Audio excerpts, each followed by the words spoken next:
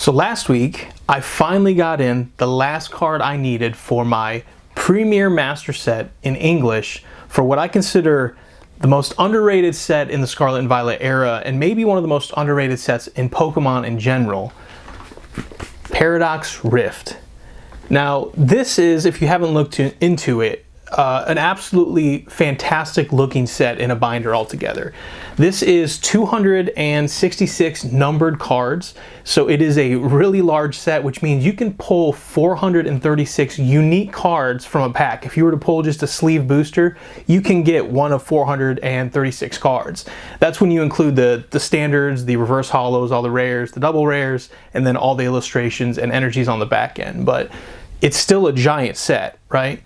And I had bought some product of it. I wasn't sure how I was going to feel about it because prior to 151, I hadn't been collecting or playing with the actual cards. So gaming has been my main hobby, and of course I'm familiar with the Pokemon games and I've played them down through the years. But prior to Sword and Shield, the last Pokemon game that I actually finished was Pokemon Blue. So I had been familiar with the games, I hadn't put a lot of time into them, and then the cards in general I just knew was something that people collected, bought, and sold. When I was younger I did, of course, when base set was out, but there was such a huge gap between then and now that I wasn't sure what I was getting into. And I've since had kids of my own, and my 10-year-old decided he wanted to learn how to play Pokemon. So I thought, well, okay, let's go to the store, see what they got. I don't know what the product looks like. I don't know much about the hobby as it stood at that time, and that was in 2023. And I happened to walk into, there was a Walmart, Meijer, a Best Buy, and a Target all pretty close by along with GameStop. And I managed to find a whole bunch of 151, which at the time I didn't really realize the hype behind it, right? Because I had been out of the hobby. I was just coming into it to look for cards for my son and myself so we could play some games and figure out how it works. So I bought one of every product, and of course Blastoise is my favorite Pokemon, and I happened to pull the SIR Blastoise EX, and I pulled the Squirtle illustration rare, which has become one of my favorite, that's probably my favorite Squirtle all time, honestly. It's such an awesome, fantastic looking card. But I ended up really enjoying that, right? We put together some decks. I started to download the PTTGL app, and we started playing games.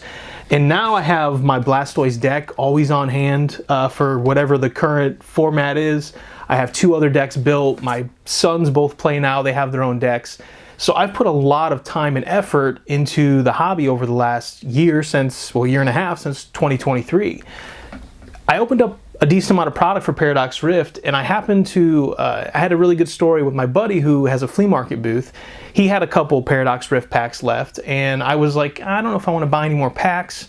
I've opened up enough. I'm not sure if I'm in on the master set, but I'm pretty confident that I wanted the full set at the time. I just wasn't sure because I was really focused on 151, which I'm pretty much done with now, aside from the big three and the Voltorbs and the Ultra Mew, which lots of money, a whole nother story, time for another video. But I bought those packs from my buddy, and I ended up pulling, on the last pack, his display pack actually, he had to dig out of there, the Roaring Moon EX Special Illustration.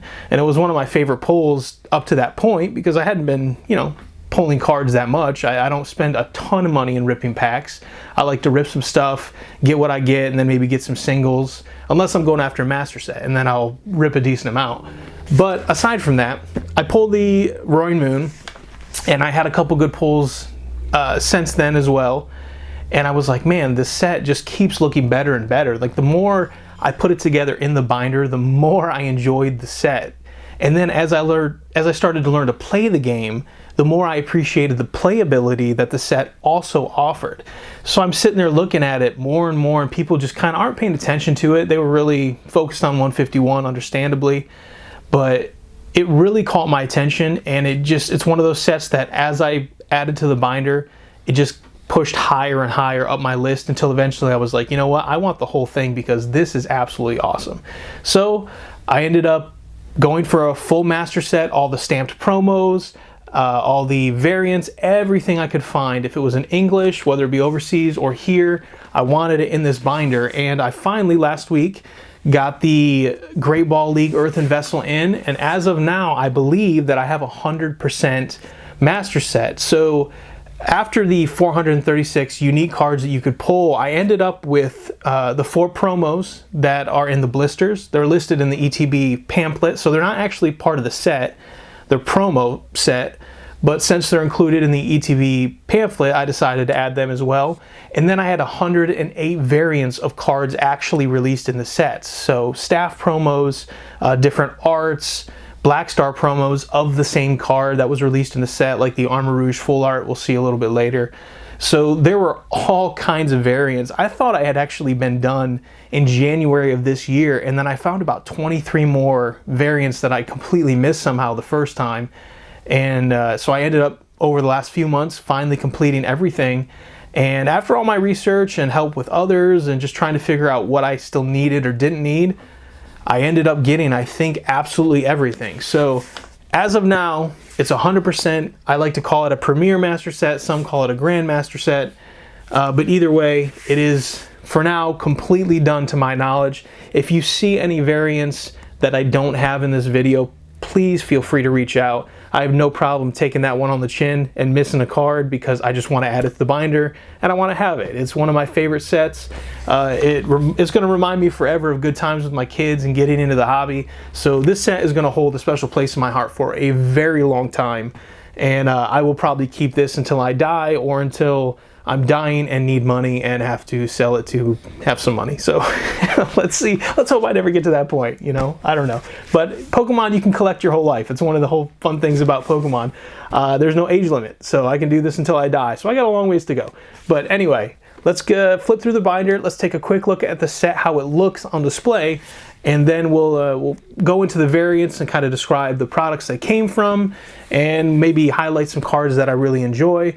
And I hope this is a great tool for you guys to figure out if you like this set, if it's something you want to find, if you're into variants. Maybe this can help you find some stuff that you weren't familiar with or didn't know existed, and you can use it as a tool. My enjoyment can be helpful. So let's go ahead and make a video, get into the set, and see what we're working with.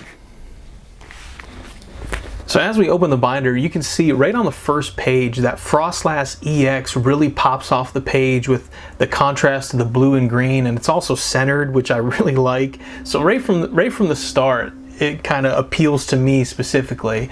Something I don't love about the newer sets is that they do organize everything with grass, fire, water, electric, and so on. With a lot of sets, I like to see a big color pop. But with Paradox Rift, the cards are so colorful kind of in themselves that it doesn't bother me that they're organized by type because they all really pop in general. So I really like the set because of that. There are lots of great EXs with that Mew EX we saw, the Frostlass, some really nice looking Terras that don't focus too heavy on the crowns, so it really doesn't take away from the coolness of that crystal look.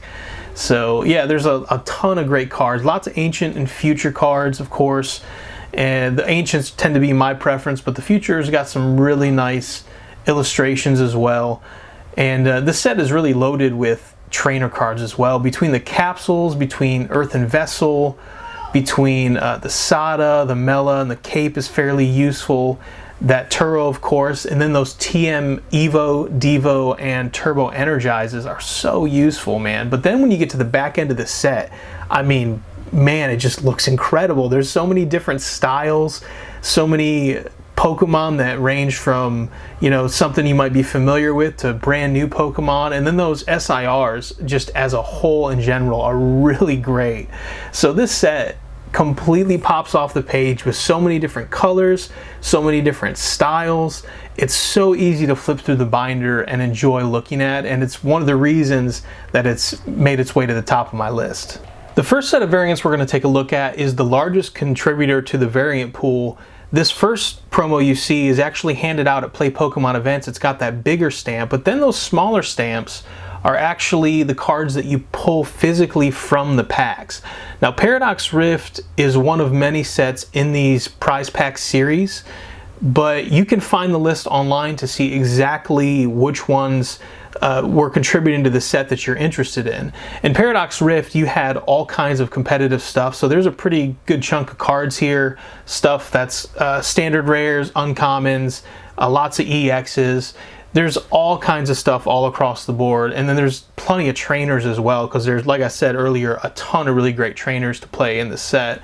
But thanks to a gentleman on some of the Pokemon groups on Facebook named Billy Wood, he hooked me up with a huge chunk of these, like especially the trainers, because he plays the game and he didn't ask for anything in return. It was just like, yeah, I know you're trying to complete the set, so let me send you some. So it was super kind of him, and because of that, I was able to complete all these prize pack cards in a fairly short time. The EXs don't tend to be super expensive, but like I said, they're a little competitive. So you can get, $5 to $10 EXs depending on what you're trying to do. But overall, there was 45 prize pack stamped promos. So keep an eye out for them, but that should be all of them to my knowledge, unless they come out with more. The next set of variants we're going to look at is the Cosmic Hollows that came out of blister packs specifically. Some call them Cosmos Hollows, some call them Galaxy Hollows. I like Cosmic Hollows myself. But we're going to take a look at the ones that came out of different blister packs for Paradox Rift. This first set of 3, between the Palkia, Zekrom, and the Latias, they came out of a 2-pack blister from the Pokemon Center. I don't know if it had a retail release or not. Those were some of the harder ones to locate towards the end of finishing the set. That Espathra came out of a blister, I think was from Walgreens, but I still don't know where it was sold. The Kingdra, Porygon, Low-Kicks, and Steelix all came out of Twilight Masquerade blister packs, and then this Porygon 2 came with a Stellar Crown, because that's an alt art of one of the cards in the set, but it's a Black Star promo. The others are labeled as Paradox. So that comes to 9 total Cosmic Hollows out of blisters, even though there are other Cosmics in other product. Now we're going to go ahead and take a look at the miscellaneous stamps. We have our GameStop promo. We have the EB Games stamped promo, which was in Australia area. We have the European Paradox stamped version of our Best Buy promo, which is that Slitherwing that you see. We have the Great Ball League, which is given out to players in that league. Then the Regional Championships with the staff promo as well, which was given to people who helped run that event. We have the Ultra Ball League stamp. And then we have probably my favorite variants in the Professor Program Turo Scenario and Professor Sada Vitality. They were handed out at the Professor Seminars, and I want to say there's only a couple hundred of these in existence, so those are very cool to add to the collection. Then we have the Snorunt and Vanillix festive stamp from the Advent calendar, and then the Trick or Trade cards in the Fuecoco, Pumpkaboo, and Gourgeist. So lots of really cool miscellaneous stamps in this set. Now we're going to go ahead and take a look at the Build and Battle variants. If you're not familiar with the product, it's essentially a box that gets you a few packs, a pre-made deck, and it's usually done on a release day to help you get familiar with the new set. And there are some variants of cards in the set with some alt arts like that Iron Bundle, the Chi-Yu, and a couple others. And then along with those, there are staff stamped version of those promo cards that were handed out to people who worked the events. Also inside those pre-made decks, there are some non-holo rares like that Espathra and Aegislash. So there are lots of variants to be had in those Build and Battle boxes. Unfortunately, the staff cards you can only get if you work the event or buy them second hand, but there are 14 cards in general to add to your collection from the Build and Battle products. Now we're going to look at the big box promos. So this Armarouge EX is actually a variant of the full art on the back end of the set. It's a Black Star promo, but I still count it. You have that Charcadet Cosmic, and then the Iron Valiant Future box, which came with that capsule and the moth. Then we had a Roaring Moon, or an Ancient big box that came with the bonnet and the Ancient booster capsule. And then overseas they had an Aegislash big box, where the Aegislash is no different than ours, but the Honedge and the Doublade were Cosmic Hollows. So that leaves us with 10 variants that you can only get from purchasing the big boxes here and overseas. These next few variants came out of the Armarouge Battle Academy, where it teaches you how to play the game for new players. And the Armarouge deck had numbered cards, so it teaches you specifically when to draw them and how the mechanics of the game work. But there is other decks in there, and for instance, the Yveltal came out of a Darkrai deck that isn't numbered, but it still has that stamp, so that's 6 total there. We also had 3 non-holo rares that came in the EX battle decks for Melmetal and Houndoom. So as far as I know, you can only get those non-holo rares if you purchase those EX battle decks, which are usually product that appealed to people who are learning to play the game. Then you have the promos you're probably familiar with. These are the ETB promos. There's an Iron Bundle and a Screamtail, but there's a Pokemon Center stamp on 2 of them. These come in the Pokemon Center ETBs. You can only get from those specifically. So they do come with a regular promo. You can get both in one, but there are technically 4 total variants for those promos. Next up, we have a couple Cosmic Hollows that came out of a kind of a unique product called the Knockout Collection that had some packs in it, and then you had these promos up front. So those are easy to miss if you don't watch out. These last 4 cards I wanted to show were just the promos that came in the blister packs. They were shown in the pamphlet for the ETB, so I thought it'd be nice just to show you exactly what those look like.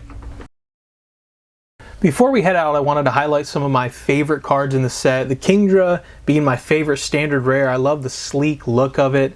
And then I pointed out the Frostlass EX and the Mewtwo EX earlier. It's such a great texture, and I love the contrast of the yellow and purple and the blue and green. I think they look really solid. The Espathra has a great brush technique, and the Loudred is probably a top 3 favorite card in the set. I love the color pop on that. That made me a bigger fan of that whole line, actually. And then Groudon's very popular in this set. I think it's the most expensive card you can pull from a pack currently. Definitely a fan favorite. A lot of people are super into that Pokemon, and specifically that card just looks very good. Brute Bonnet looks fantastic. This Yveltal, again, with that same kind of color pop that we keep seeing. Aegislash, I'm not huge on the Pokemon, but the background on this card just makes it a top tier card for me in the set for the full art section. I absolutely love that one.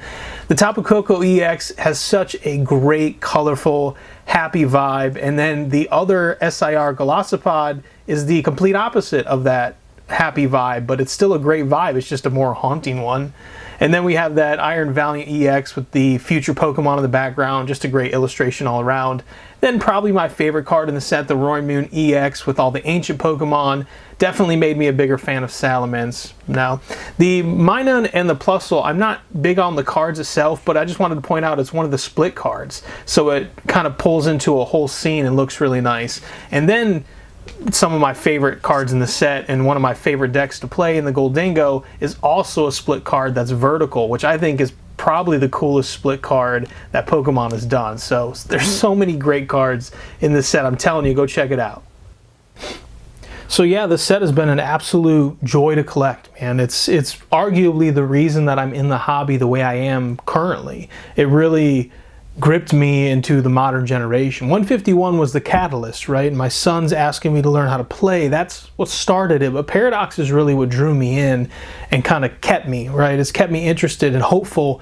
Every time a new set comes out, I buy some product and I'm like, okay, maybe I'll get that feeling again of building a set and, you know, all of a sudden going, wow, this set as a whole is so much fun to collect, so much fun to look at. I've got to have it all. And I've almost gotten there with a couple sets. Surging Sparks, I was very close, but actually that had the opposite effect on me. I was very close to completing a full set of that, all the numbered cards, but as I built the set, it became less interesting to me to look at through a binder. It was kind of a bummer. I was hoping Surging Sparks would be the next Paradox Rift for me.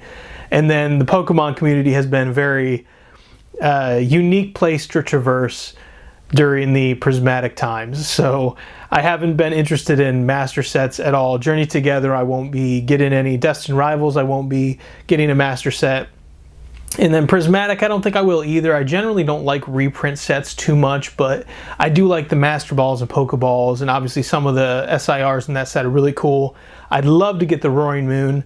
I've honestly become a bigger fan of Salamence since the Roaring Moon cards have come out. Regardless, this is about Paradox, and I've totally enjoyed this set, so I wanted to highlight a few cards for you and show you some of the favorites that I have throughout the set. Honestly, if I pulled everything from the set that I enjoyed, it would just be most of the set, and we've gone through plenty of that already. So I'll give you a list here, let you guys see all the variants written out, and I hope you enjoyed the video. I hope it can be useful for you in your quest to collect what you want to collect, whether it be master sets, whether it be specific cards, whatever that may be. I hope it was helpful for you.